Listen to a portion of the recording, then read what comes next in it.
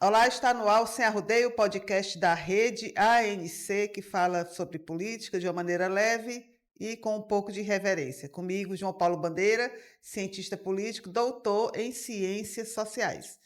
A gente começa o programa de hoje falando sobre um episódio que marcou o plenário da Câmara dos Deputados nesta semana. O deputado federal Glauber, do PSOL, ocupou por 2 horas a cadeira da presidência da Câmara dos Deputados. Ele assim o fez em protesto à possível cassação iminente do mandato dele por uma agressão que ele praticou no ano passado contra um provocador do MBL, que fez provocações, atacou verbalmente a mãe do deputado Glauber, que estava doente à época, e num momento de descontrole, o deputado perdeu o controle e agrediu. Ele foi julgado essa semana e um dia antes desse julgamento ele ocupou essa mesa diretora, a cadeira do presidente da Câmara dos Deputados, em protesto contra esse julgamento e essa possível cassação. O resultado disso é que, por ele ter ocupado a cadeira do presidente da Câmara dos Deputados por 2 horas, ele foi retirado à força, com truculência, pela polícia do Poder Legislativo. A deputada Sâmia tentou intervir, também foi agredida. A sessão da Câmara dos Deputados, que é transmitida ao vivo pela TV Câmara, foi retirada do ar. Os jornalistas que estavam no plenário foram retirados e também agredidos pela Polícia Legislativa, uma cena que remete muito à época da ditadura, onde jornalistas eram calados e deputados eram silenciados. Eu quero começar o programa falando sobre isso, João Paulo. Olá, Sueli, olá, vocês que nos acompanham aqui pelas redes da ANC, o Sem Arrodeio. Nem na ditadura isso acontecia, né? Claro que a ditadura fechava o Congresso inteiro, mas se a gente lembrar a transmissão das diretas, né? Eles ficavam lá no suíte na Kombi que fazia a transmissão, o sensor, mas ninguém entrava no plenário. Então, realmente, nos tempos democráticos, inéditos. Nós já vimos coisas terríveis sendo transmitidas ao vivo pela TV Câmara, como, por exemplo, o fatídico voto de Jair Bolsonaro no impeachment de Dilma Rousseff. Né? Então, então, isso é inédito. Nunca, né, na história da democracia, houve isso dentro da Câmara dos Deputados. Né? Então, o que é que demonstra? Demonstra que o Glauber Braga, né, do pessoal do Rio de Janeiro, que estava sendo injustamente acusado de um pedido de cassação, claro, ele faltou com o decoro. Né? Ele deu um chute no sujeito que estava xingando a mãe dele, e não foi a primeira vez. Já era mais de quase uma dezena de vezes que esse mesmo sujeito ia lá instigar o Glauber e fazer... Mas assim, a mãe do Glauber morreu poucos dias depois, inclusive. Ela estava naquele dia, tido um AVC, estava adoentada, e poucos dias depois ela chegou a falecer. Então demonstra que o presidente Hugo Motta, o minúsculo, né, ele é gatinho com a direita e tigrão com a esquerda. Porque, se nós lembrarmos, a Sueli colocou muito bem, houve uma ocupação do plenário, e não foram apenas 2 horas, foram 48 horas. E até agora, né, o deputado Gustavo Gaia, por exemplo, não sofreu nada, não sofreu nenhuma retaliação.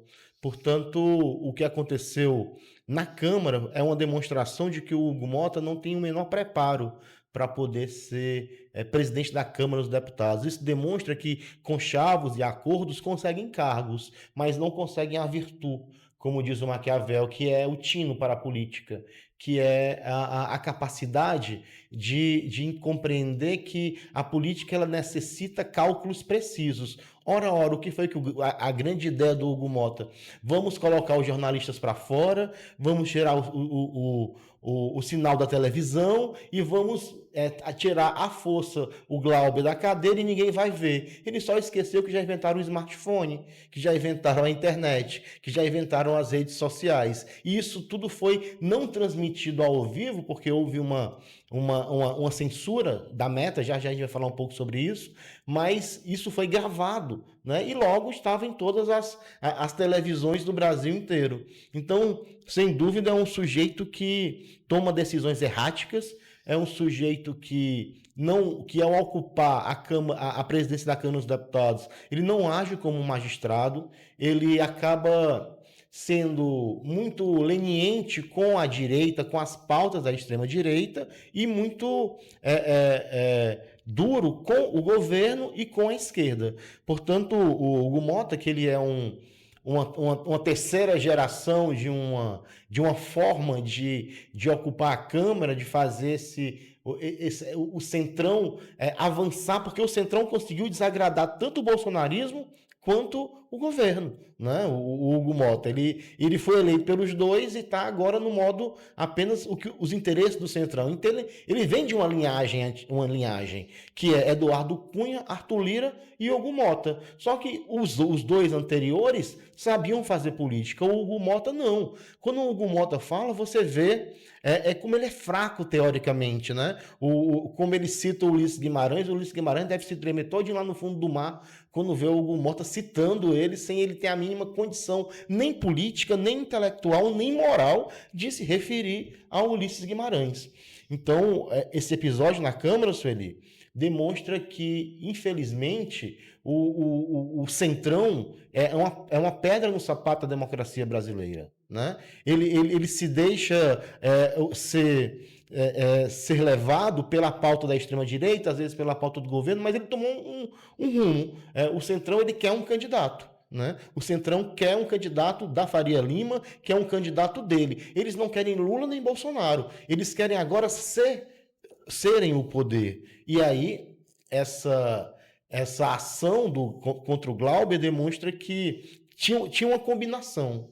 Vamos caçar dois. Vamos caçar um da esquerda, que seria o Glauber, por conta que ele deu um chute nas nádegas de um sujeito que estava sendo um importunando, e uma deputada que, segundo que o próprio Supremo Tribunal disse que ela deveria perder o mandato porque ela simplesmente está condenada a mais de 15 anos de prisão, por sair perseguindo um homem negro com uma arma na mão em São Paulo, porque ele não concordava com as suas ideias, e também ela por ter invadido os sistemas do judiciário com o uso de um hacker para poder atrapalhar o andamento da eleição brasileira. Então, eram dois pesos e duas medidas, uma coisa banal e uma coisa gravíssima. O que é que aconteceu?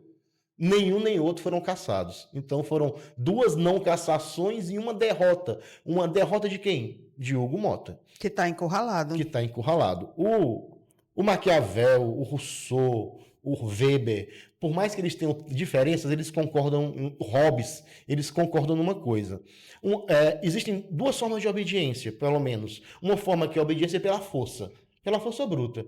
Então, se você tem alguém que lhe obriga através da força a obedecer, a melhor coisa a fazer é obedecer. E existe a obediência por convenção, por consenso, por uma obediência moral. Então, quando você precisa utilizar a força para ser obedecido, é porque você não tem legitimidade, é porque você não tem autoridade, é porque as pessoas não lhe respeitam. Então, ao contrário do que ele quis demonstrar, um presidente forte, um presidente que não abre mão das regras, afinal de contas, ninguém pode ocupar a cadeira do presidente da Câmara, na verdade demonstrou a sua fraqueza, a sua tibieza, né? E ele hoje é um presidente fraco, um presidente sem autoridade, há um clima terrível na Câmara dos Deputados, e nem Carla Zambelli foi cassada, só que o próprio STF já disse que ela deveria ser cassada, já anulou. Então, olha o papelão que a Câmara dos Deputados está passando. Porque não era uma opção, ela já estava com os direitos políticos cassados, era apenas uma ratificação. Já tinha sido transitada e julgada. Então, não caberia o recurso, não caberia mais nada. Era só tirar o mandato e convocar o suplente. Só que eles não resolveram passar por mais esse vexame, por mais esse constrangimento, e o Glauber não foi cassado, por conta de toda a situação que foi gerada, né? Então, o próprio Glauber, no seu último discurso, na sua última fala, ele começa falando: Congresso inimigo do povo, quem perdeu foi Arthur Lira, quem perdeu foi Hugo Mota, e ele acaba não sendo cassado. Por conta de uma grande articulação do governo, mas também de pessoas que não concordaram com aquilo que o Hugo Mota fez, a expulsão da imprensa. Isso, as grandes televisões, os grandes conglomerados de mídia foram para cima do Hugo Mota. Portanto, demonstra que, infelizmente, o nosso parlamento está muito aquém das nossas necessidades, ele está muito aquém daquilo que a população brasileira precisaria, e a população vai ter que dar um jeito nisso, né? Estão sendo convocadas manifestações para esse fim de semana, para poder questionar não apenas aquilo que essa condução do Hugo Mota, mas também a nossa próxima pauta, porque ele aproveitou no mesmo dia que teve uma das cenas mais terríveis do Congresso Nacional, ele começou a pauta como se nada tivesse acontecido, esperando um discurso, porque não foi ele que fez o discurso, né? Esperando vai vir um discurso para poder dar uma resposta, e aí ele vai pagar o preço que Flávio Bolsonaro pediu para retirar a sua candidatura, mas aí é uma outra pauta. Então, para a gente... Eu quero fazer minha consideração sobre esse Por favor. da TV. O que é que você, como jornalista, Sueli, como jornalista, eu vou dar meu testemunho como uma pessoa que foi pioneira na TV Assembleia do Ceará, hoje a Leste TV, que é uma TV legislativa que foi criada para dar transparência às ações do legislativo. À época, quem foi essa pessoa visionária foi Marcos Calles, filho de militar, que nasceu no berço militar. E eu considero, dos 25 anos que eu estive naquela casa, na Assembleia Legislativa, o presidente mais democrático que a Assembleia já teve. Transparente, né? Transparente. Eu vi esse episódio tirando a TV Câmara do ar, o Marcos Calles, quando acontecia esse tipo de coisa, o comportamento dele era completamente diferente. Sabe o que ele fazia? Pessoal, mostre aí o espetáculo que o deputado está fazendo. Sabe? Ele era um democrata. Ele é um democrata, porque, sim. Graças a Deus, ele está por aí nos espaços públicos. Eu estou dando testemunho como uma pessoa que estava lá dentro e acompanhava o comportamento. Então, ele teve essa missão visionária de criar a TV Assembleia, à época, e depois a rádio pelo Domingos Filho, para dar transparência. E, ao contrário desse canalha que está lá na Câmara, ele mandava mostrar. Mostre aí o espetáculo, mostre aí como o seu deputado está agindo. E, naquele momento, houve uma mudança no comportamento dos deputados, que se preocuparam porque eles estavam sendo vistos, né? Hoje todo mundo tem um telefone, mas em 2006, quando foi criada, né, a realidade era diferente. Você ficava dependendo das transmissões da Assembleia pelos outros veículos externos. E a TV Assembleia foi criada com essa missão. E é assim que deveria ser um presidente de uma casa legislativa, né? E não fazer conchados em corredores, né? E ficar nessa coisa chantagista, protagonizar cenas de violência dentro do plenário, que um plenário é o coração do parlamento, né? E o cara chamar a polícia para bater num companheiro, num colega dele, numa mulher que também foi agredida junto, a deputada Sâmia, nos jornalistas, o Maicon Viana, que é o nosso correspondente de Brasília, da NC em Brasília, estava no meio do tumulto, colegas foram agredidos, ele foi empurrado. Então, assim, uma cena muito, muito lamentável por uma democracia que a gente lutou tanto para conquistar, sabe? Sem dúvida, é isso mesmo. É uma total falta de habilidade política, né? E que não se viu. Foi totalmente o contrário do que ele imaginava que seria o resultado daquela ação. E foi muito desmoralizante, porque fez aquele negócio para absolver a Zambelli, pronto. Aí no STF derruba o que ele fez. Meu Deus, como um presidente pequeno é capaz de macular a ponto? Eu sei que a composição do Congresso Nacional hoje é uma composição que não está favorável ao povo, mas quando você pega uma composição dessa e um um presidente desse é um conjunto de desastre que acontece, né? Tanto é que hoje o Congresso recebeu a pecha de Congresso inimigo do povo. Congresso inimigo Quando deveria representar o povo, os estados, está aí. E tem manifestação e o povo vai pra rua porque as pessoas... Inclusive, eu vou. Domingo, você vai? Domingo, estarei lá. Estarei lá. Se eu não tiver labirintite, porque no outro, na blindagem, eu estava toda para ir, tive uma labirintite, mas se Deus quiser, domingo eu estarei lá contra esse Congresso inimigo do povo. E assim, eu acho que... Eu entendo a hashtag, sei como é que é, mas a gente tem que preservar as instituições. A gente tem que dar nome aos inimigos do povo. Sim, mas eu acho que assim, né? é importante isso, porque o Congresso, sem o Congresso não existe a O Congresso democracia. é fundamental. Entendeu? É fundamental para a democracia. O Congresso, assim como a Assembleia, assim como a Câmara. Sim, tudo, o STF, as casas legislativas, mas é preciso essa pressão popular. Sem dúvida. Entendeu? Porque foi graças à pressão popular que o Senado recuou na PEC da bandidagem. Sim. Entendeu? Então, assim... não tem caminho. O caminho é a pressão popular. Sim. E por que o povo vai para a rua domingo? Por conta da nossa próxima pauta, que é justamente o que aconteceu na madrugada desse mesmo dia, que foi a votação da dosimetria da pena, né? Algo que... Porque assim, quando você faz uma análise política, nós levamos em consideração algumas questões. A racionalidade, né, a previsibilidade, o senso de proporção, né, que o sujeito não vai tomar uma atitude errática só porque ele quer, que os acordos que nós sabemos que foram feitos seriam preservados. De uma hora para outra ele saca uma pauta que parecia que estava meio adormecida por conta da chantagem que Flávio Bolsonaro fez, porque Flávio Bolsonaro, ao lançar sua candidatura, diz, olha, tem um preço. Né? Então, e o Centrão foi lá e pagou o preço. Sim, qual era o preço? Era fazer a redução da pena. Não, o preço era anistia. Anistia. Só que o Centrão, bom comerciante, pagou barato. Porque saiu barato pro Centrão. Porque os bolsonaristas não tiveram anistia. Mas teve essa dosimetria que, segundo o próprio Paulinho da Força, que disse não é anistia, não chamam de anistia, mas libera todo mundo, né, essa própria expressão do Paulinho da Força, uma anistia uma dosimetria que vai reduzir as penas, por exemplo, de Jair Bolsonaro a 2 anos de prisão, por exemplo. Então, roubar 2 anos de prisão vai ficar preso? Mas vai ficar preso? Vai, 2 anos. Vai para casa. E depois vai para casa. Não, ele vai para casa, ele não vai ficar os 2 anos preso. Não vai ficar, exatamente. Então, tirar o Jair Bolsonaro então, assim, o crime prisão. compensa, né? Roubar um celular vai dar mais cadeia do que tentar um crime de golpe de Estado e atentado violento contra o Estado Democrático de Direito. É um golpe de Estado com planejamento de morte do presidente, do vice-presidente, do presidente do STF e tudo mais, porque nos depoimentos saiu essa coisa. E um processo transitado em julgado, né, amplamente divulgado, acompanhado pela imprensa, né, transmitido ao vivo pelo YouTube do STF. Transmitido ao vivo pelo YouTube. Não teve nenhum corte.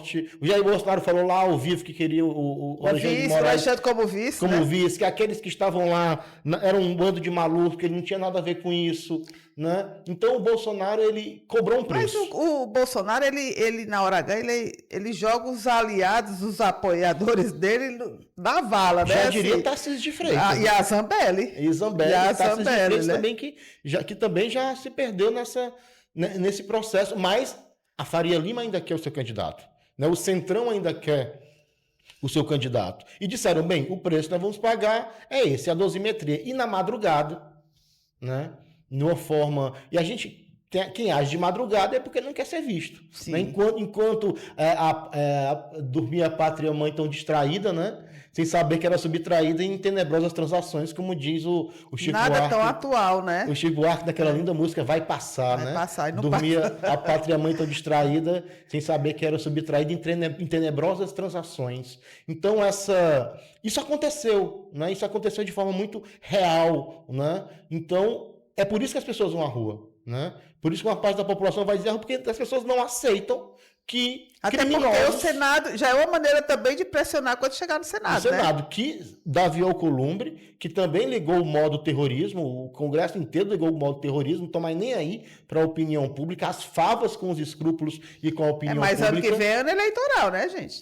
Mas eles. Aí ano que vem, eles acham que com a IA eles vão conseguir com as redes sociais, com as emendas PIX, eles não estão preocupados com a opinião do povo, né? Então, o que é que acontece? Ele disse que ia votar a toque de caixa, foi que o Renan Calheiros e o Osmar Aziz deram um grito, opa, peraí, não é assim não, vamos passar pela Comissão de Constituição e Justiça. O senador veneziano Vital do Rego disse que já vai pedir vistas dentro da Comissão de Constituição e Justiça, portanto, mas a tendência é que no Senado também passe, né? E aí só vai restar, né, o presidente Lula vetar e aí tal, e certamente que ele já disse que ia vetar, né? O veto vai ser derrubado, mas isso aí é um troféu pro Lula, né, ter esse veto derrubado, e aí o STF vai dizer não pode ter esse tipo de dosimetria porque nós estamos falando sobre crimes de cláusula pétrea. Mas há uma discussão que esse acordo de dosimetria ele foi costurado por quem? Lembra que a gente falou daquela foto há uns episódios atrás?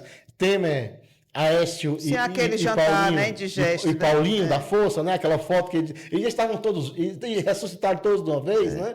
E aí quem costurou isso? O Temer. E com a ajuda de alguns ministros do próprio STF. Né? Que estão também construindo essa saída, né? Pensando no quê? No preço a ser pago ao bolsonarismo, para que o bolsonarismo deixe o Centrão liderar a direita.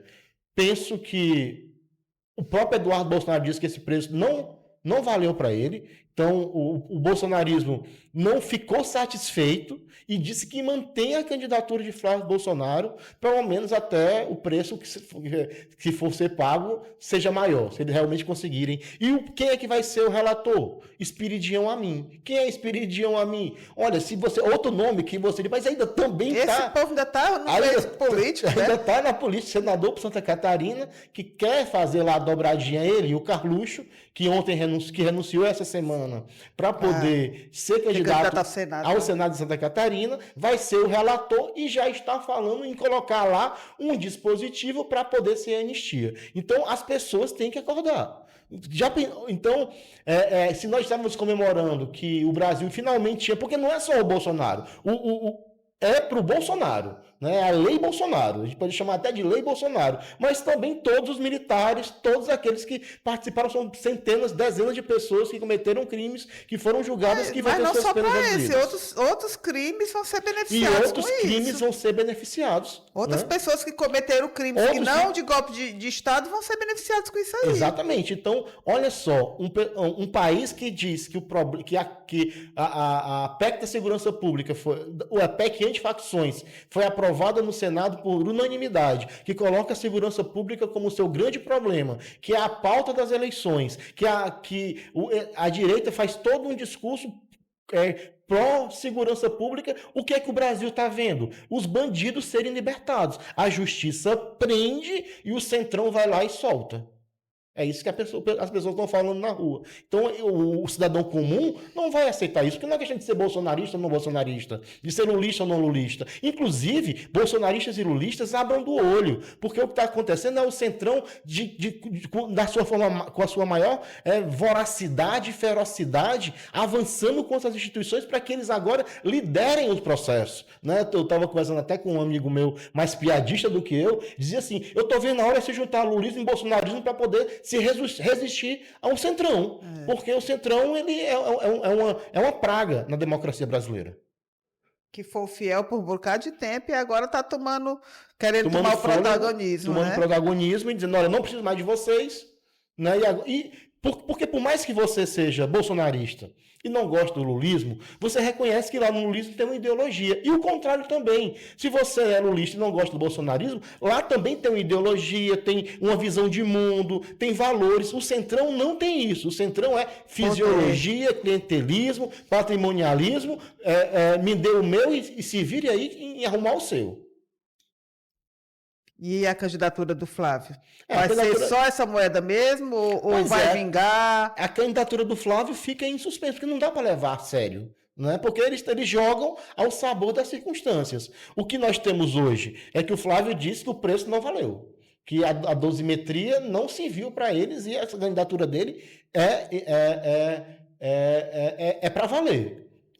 Tanto que o próprio Kassab já está dizendo que apoiaria uma candidatura do Tarcísio contra um Bolsonaro. A questão é que fica ruim para o Tarcísio ser candidato e assumir uma candidatura contra o Bolsonaro. Ele não resiste aos ataques das redes do bolsonarismo, que é muito forte, ainda nas redes sociais, ainda com a pecha de traidor. Então, vai ficar muito ruim para o Tarcísio de Freitas. Mas o Kassab também já disse, bem, se o Tarcísio não quiser, nós temos 2 candidatos no próprio partido. Um que já está de saída, que é o governador Ronaldo Caiado, que talvez vá por solidariedade do Paulinho da Força, para poder ser candidato pelo Solidariedade, e o Ratinho Júnior, né? E aí, piada pronta, né? O presidente do Brasil chama Ratinho, só faltava essa, né? Mas ele é um candidato, talvez... Ser amigo do Mickey. E ser amigo do Mickey, candidato do Centrão, e um Júnior, né? Ainda mais um Ratinho Júnior, mais aquela de um Nepo Baby, né? De um sujeito que é por conta do pai. Então, é uma situação que infelizmente, estamos vendo acontecer, né? De forma muito evidente. E a candidatura do Flávio é isso, ela é irreversível até segunda ordem, até mudarem os ares, e a gente não pode esquecer da Michelle. Sim, você viu a pesquisa Ipsos IPEC? Saiu? Sim, vi sim. No primeiro turno, Lula com 38%, nos 4 cenários contra Michelle, Flávio, Eduardo e Tarcísio, ele mantém uns 38%, Michelle... com Lula 38, Michelle 23. No cenário com Flávio, Lula 38, Flávio 19. Lula contra Eduardo, Eduardo teria 18. E Tarcísio contra Lula, Tarcísio teria 17. Lula ganha em todos esses 4 cenários. Quem é que é a melhor? A Michelle. E por que a Michelle tem esse up em relação a esses outros tudinho? Da onde é que saem esses votos a mais para a Michelle?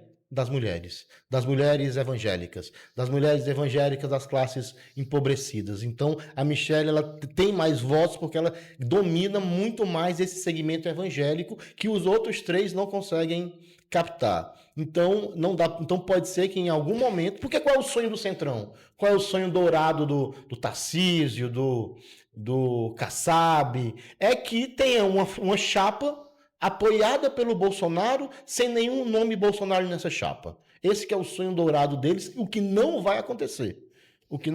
Podemos até pensar que eles podem abrir mão da sua candidatura por conta dessa dosimetria com a própria chancela do Bolsonaro, que de algum modo beneficia bastante ele, se isso aí for realmente para frente e essa pena diminuir, mas não acredito que eles não vão colocar um Bolsonaro pelo menos na vice. E esse vice pode ser a Michelle, né? Mas a Michelle teve agora um recuo tático, né? A Michelle se afastou do PL Mulher, né? Depois daquele cripocó que houve. Disse que pegou a licença para tratamento de saúde, né? Tratamento de saúde, mas ela está demonstrando que, olha, tem um recuo, mas esse recuo nós não sabemos como é que ela vem. Né? E se a Michelle consegue fazer esse discurso mais neoliberal, se ela traz um discurso que agrade a Faria Lima, que agrade o PIB lá paulista, talvez ela seja essa que vai ser escolhida,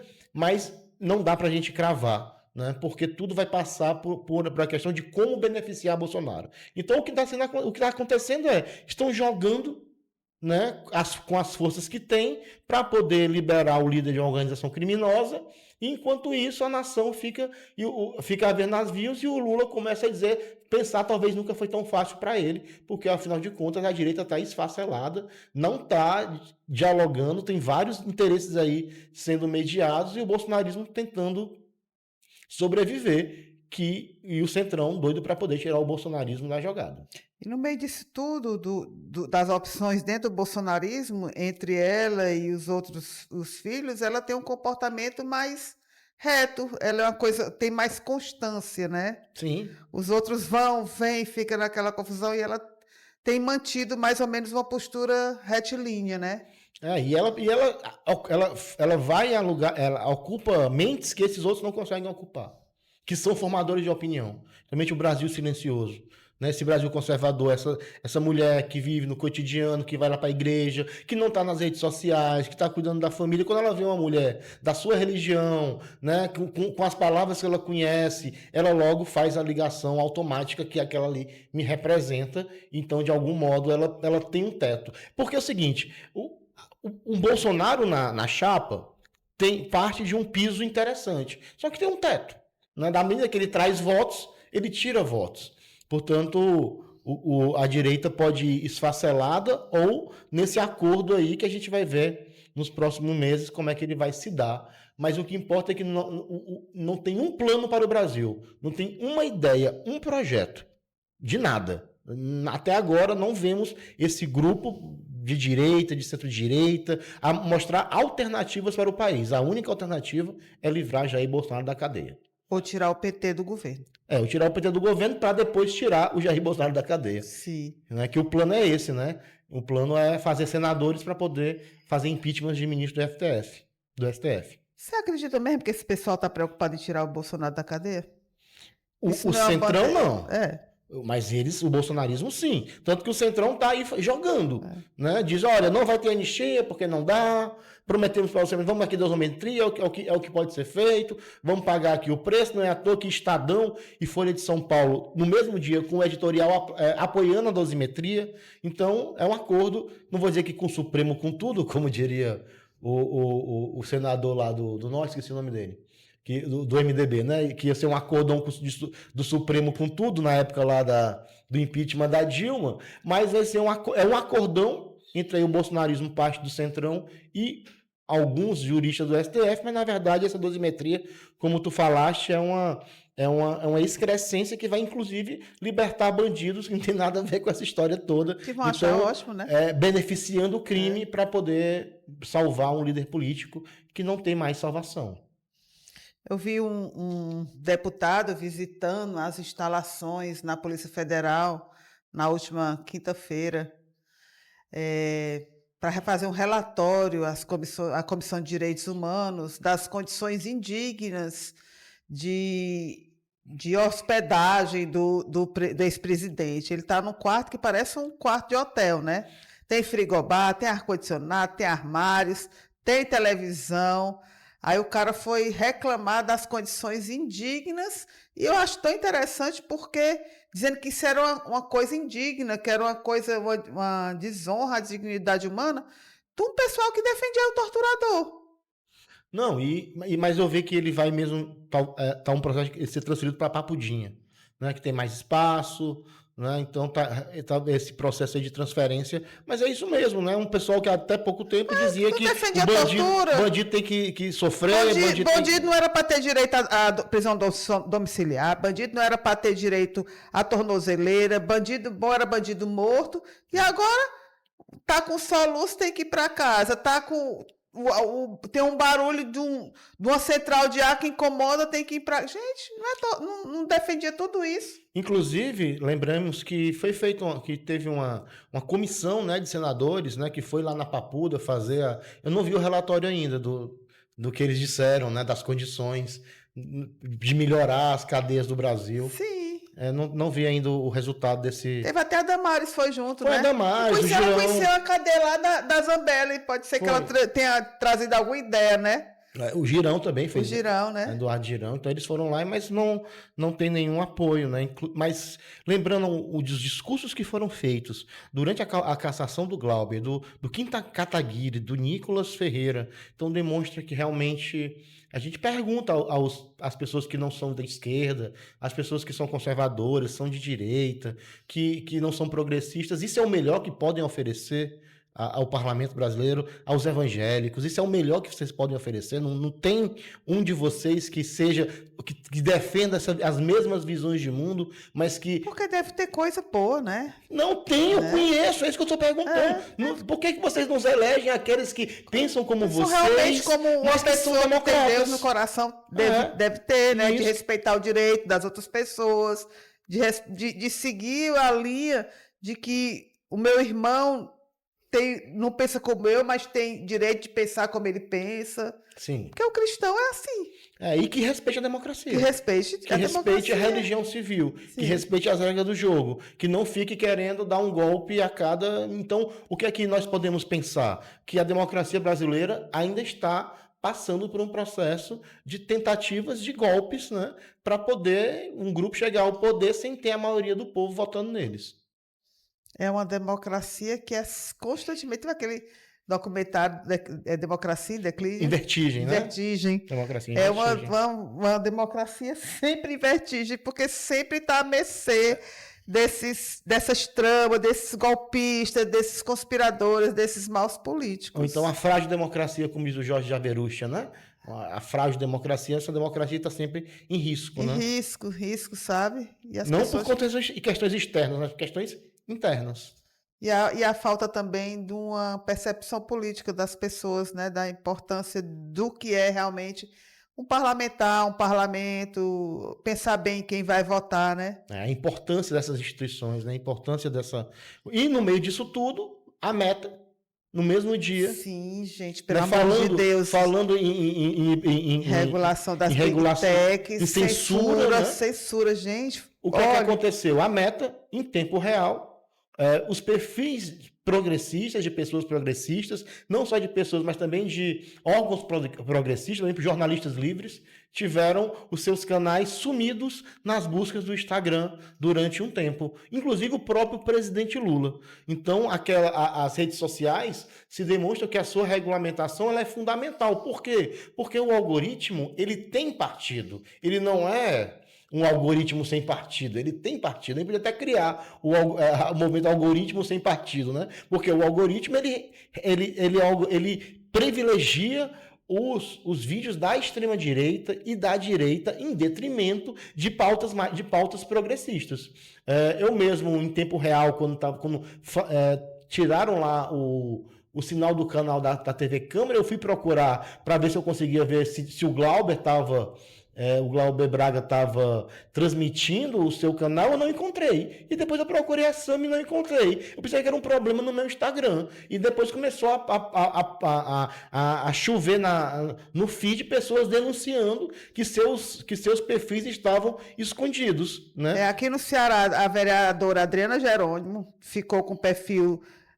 com limitações, o vereador Gabriel Aguiar, que é Gabriel Biologia, o deputado Renato Rosendo, eles não estavam sendo localizados e não podiam ser marcados. Então, exatamente, assim, era isso. É uma censura do Meta aos parlamentares de esquerda e o mais absurdo, ao presidente da República. Ao presidente da República. Então, isso demonstra que em 2026 o bicho vai pegar e não vai dar tempo regulamentar as redes sociais. Não vai regulamentar o conteúdo, pelo que a gente está vendo, o conteúdo da esquerda, de parlamentares, de candidatos de esquerda, vai sofrer restrição, pelo que a gente está vendo aí. Não vai chegar nas pessoas. Não vai chegar, então vai ser assim, vai ser uma influência muito grande dessa manipulação cibernética no processo eleitoral. No processo eleitoral, e nós não sabemos realmente o que pode acontecer. Né? E aí E aí, isso junto com a IA, né, com essa IA generativa, que os vídeos são perfeitos hoje em dia. Então, vamos ter um 2026 muito duro e com essa perspectiva de realmente ter uma interferência dessas empresas no processo eleitoral brasileiro para beneficiar a direita.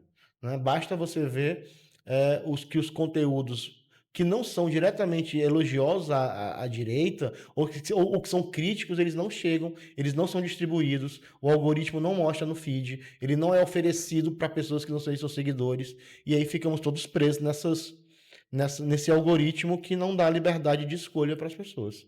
Parece liberdade, mas não é liberdade. Vamos ter mais algum assunto nacional? Não, acho que é isso, né? Acho que essa semana foi esse apanhado aí que fizemos. Portanto, o 2026 promete, né, com esses conchavos e com a direita tentando buscar um candidato que consiga, pelo menos, fazer frente ao Lula em outubro. E aqui no Ceará? O povo está tudo calmo, ninguém escuta mais falar no Ciro Gomes, nem no Roberto Cláudio. Cadê esse pessoal? Eu acho que o pessoal tá só esperando o Natal agora, sabe? Só o ano que novo? Só o ano que vem agora? Só ano que vem. Acho que tá todo mundo eu acho que já deu o que tinha que dar. Eu acho que a fala da Michelle foi um banho de água fria na fogueira desse grupo oposicionista que está tentando se reencontrar. Eu acho que também fazem esse recuo para poder, de algum modo, tentar se recompor, recurso estratégico. Se recompor, tentar fazer... Saber para que lado vão. Se reconstruir. Enquanto isso, o outro lado, o governo, está avançando. Mas é isso. Hoje a gente sabe que tem o governador Elmano, que deve ser o candidato, que continua trabalhando. O Cid Gomes também, que está se movimentando bastante. Né, no interior, né, participando do partido, querendo eleger uma bancada mais significativa de deputados junto com o Elmano. Então, a oposição, nesse momento, ela está tentando aí se reorganizar e, principalmente, vamos lembrar o nome dos deputados que votaram aqui no Ceará para poder... Votaram pela redução da pena. Foi o Jaziel, que é o esposo da doutora Silvana, o Luiz Gaston Bittencourt, que é o presidente da FEComércio, André Fernandes, esperado, né? André Fernandes. Foram 5. Foram 4. 4. Aí teve um quarto aí que a gente depois tem que lembrar o nome dele, né? Mas, então, essa oposição também está colhendo esse desgaste. Né? Essas pessoas também estão colhendo esse desgaste de ter que dar explicações aos seus eleitores. A mulher do capitão Wagner, a Daiane Bittencourt, foi a quarta que votou pela redução da pena. Aí o capitão... Que vai beneficiar o Bolsonaro, mas os criminosos também, que o marido dela vive nas redes sociais de colete, dizendo que prende, que mata e que desafiando facção. Aí na primeira oportunidade que tem para soltar bandido, a mulher dele vai lá volta porque vai favorecer o Bolsonaro, os militares que estiveram no golpe, mas vai favorecer bandido também. Então porque veja. A lei é para todo mundo, a lei não é só para os golpistas do 8 de janeiro, né? Então veja, o Wagner continua cumprindo os acordos com o PL. Continua votando com o PL. E aí você pergunta, e os outros? Muitos se ausentaram. Muitos não foram votar. Muitos, né? Preferiram... Que os olhos não vê, o coração não sente, né? Vou ficar aqui bem escondidinho, caladinho. Mas não votaram não, né? Mas também não votaram. Deixaram um pé em cada canoa.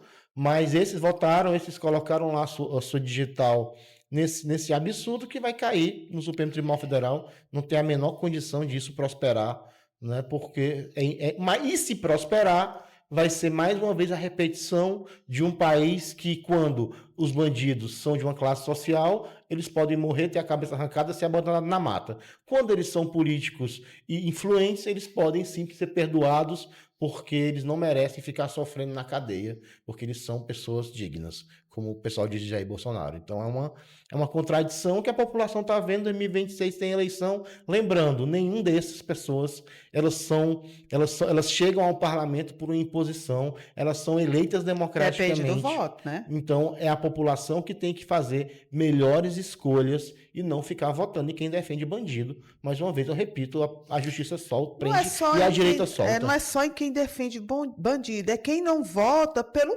povo. Pela democracia. Pela democracia, por pautas que realmente interessam às pessoas. Quantas pautas que realmente interessam ao trabalhador estão lá e não estão entrando na discussão porque os parlamentares estão legislando somente em causa própria. Isso. O povo que se exploda, né? E o povo está aí esperando o Natal também, né? Então acho que a oposição é isso aqui no Ceará.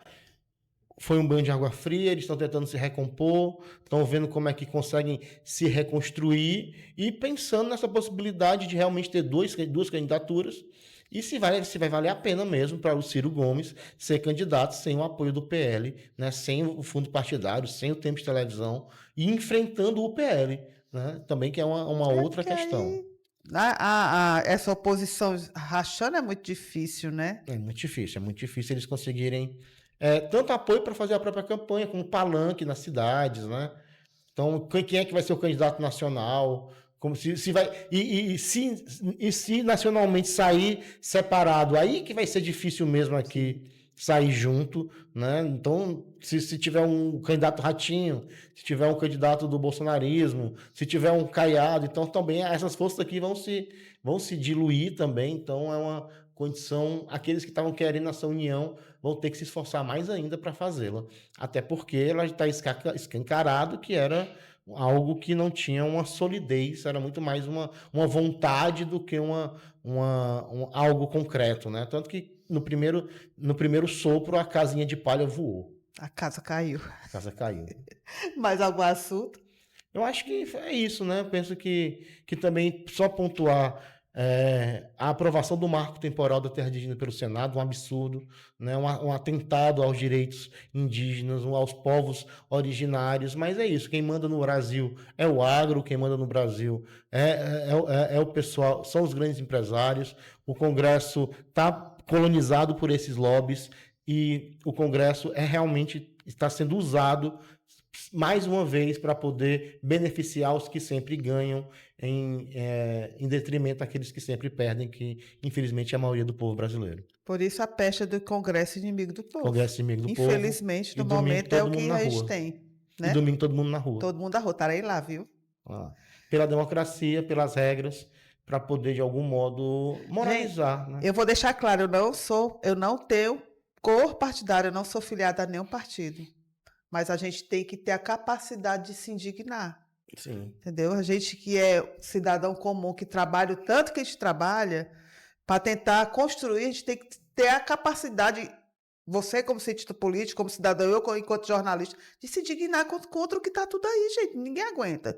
A gente que na juventude, você mais jovem, lutou pelas diretas já, sabe? Fui cara pintada, fui pro meio da rua para ver esse povo voltando essas imoralidades aí de madrugada. A gente tem que ir pra rua sim. É isso. Não dá. A gente se encontra nas ruas, né?